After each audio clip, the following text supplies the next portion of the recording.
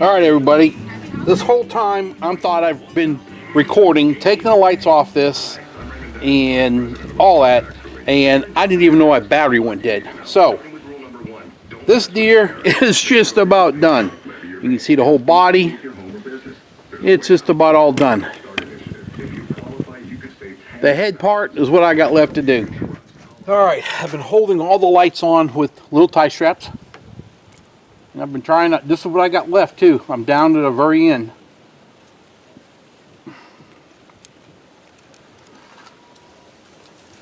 Not trying to tie it all. Make it all look real good, you know. I'm sorry about that. Alright, we're going to turn this thing on. Plug this in. Of course, the real truth to it will be tonight.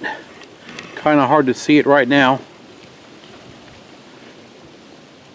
That is LED lighting. So I guess we'll see tomorrow. You know, tonight when I plug this in. Well, I have another one. I need to cut off all these wire tie straps. Tighten these down. Cut them. This, I don't know. I bought a 100 pack and I probably used 75. Tighten them all up and secure them. I think I better unplug it before I keep on clipping. Who knows? Okay, look who shows up and is getting right in my way. I told you she goes anywhere, just like Willow. If it's outside, now this cat we haven't. This cat had. Well, I take this back. She hasn't been in a ride with me for a long time, but I do have. I've got an old dumb phone, stupid phone. I got video of her and I would go on trips into our town, and she would lay on the dashboard. She would travel with me in the truck, this cat. I have got on the property, I would be working, and she would be, I hear her, you know, meow somewhere, and she'd jump on the roof of the truck, and I would travel this property everywhere, and she's on the roof, laying there, driving around. There's many times I wanted to leave the property, and I'd have to stop at the gate, pick her up, either put her in the truck, see if she wanted to go, or put her down so she'd go, because she'd just jump on it. She wants to do nothing but be around you. Before we built the garage, this cat refuses to be in the house. I brought her in the house, and she's petrified, claws, bounces off the wall. Here she goes. What? You gonna come up? No? Bounces off the wall, refuses to go in. So I ended up building her, was a cat house outside, and it was heated, had a heat pad, and that's what she lived in outside. She refused to go in, and so she would stay outside. Well, 2 years ago when we were here, it got down to about 0 several days in a row, almost a week, I believe. And actually, it's before all this grass, everything was done, even before the driveway was done, before the garage was done. So we used to I used to drive right here and park my trucks right there. My wife would park right here where the driveway is. Anyway, I backed my truck up right there, close to the house, wall socket. I put I had a real soft bed, put a bunch of towels in there, and kind of made like a little dam with a hole in it, put the heat pad in there, and she spent a whole week in my truck. I put her litter box on the floorboard on the other side, and every day I'd go in there and clean that out, and I'd bring her water and food. She didn't want to leave. She lived in the truck. That's where she wanted. I couldn't bring her in the house. She'd kill somebody. Her pleasure is to be right here outside by me all the time. Now I had another cat. She's moved on now. She had cancer, and she traveled the country with us.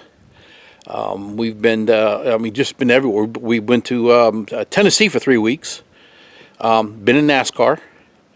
She lived with us here in the camper for 9 months while the house was being built. Just many trips. Always would go somewhere with us. She was a beautiful cat. She was a Russian blue. And anyway, I'm getting off. I just now trimmed all the little knobbers off the deer, and I'm fixing to grab the other one, and then she showed up and jumped in my lap. But there she is. All right, let's get going here on another deer.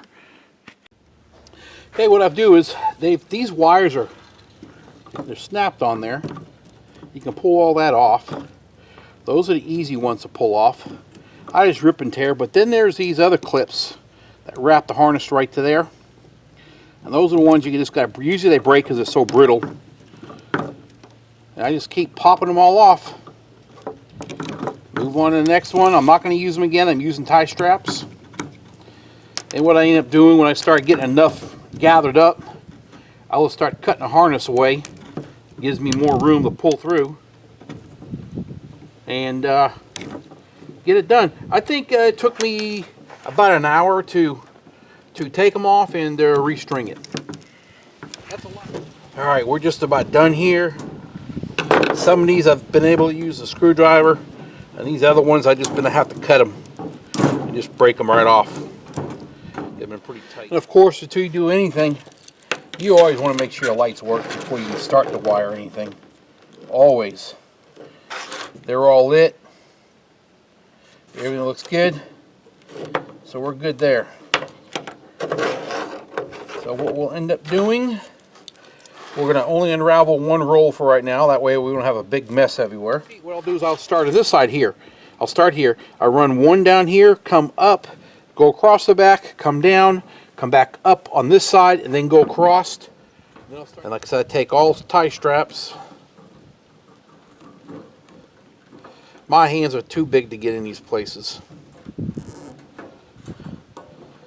We'll put that right there.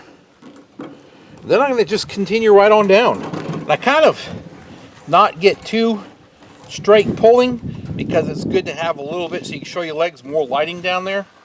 I'll put a strap right here. Do there. Do there. I think I may go ahead and tie strap right here. Yeah. Let's get that done too. Here we go. Only thing left I got to do is to trim all those down. Alright, my wife had gotten the other day some, remember up there, that roof up there was out half of it. Well, first set of lights she got were these. These end up being the LED multicolor, so when you put them up there, wrong lights. So a couple of days later she came back with that. So we ended up having 4 strands, and this is one of the trees out here. So I did that, but also, you remember today I was stringing those deer, and that's what they are. Pretty bright. The camera really changes that around a lot, but that's the deer. It's out here. There's the house. Over to the left will be the tractor. Smiley face on the old tractor. Green eyes. Looking pretty good. Yeah. And there's the lights. But these are the ones I just did today. I did both of them. And there's the camera. Willow. I was walking out here and she wanted to come out so bad. She was howling. And I'm going to try to focus in so you can see her. She's staring at me right now. Okay. She is in that window. If we're going to focus down at the bottom, look at the above the railing.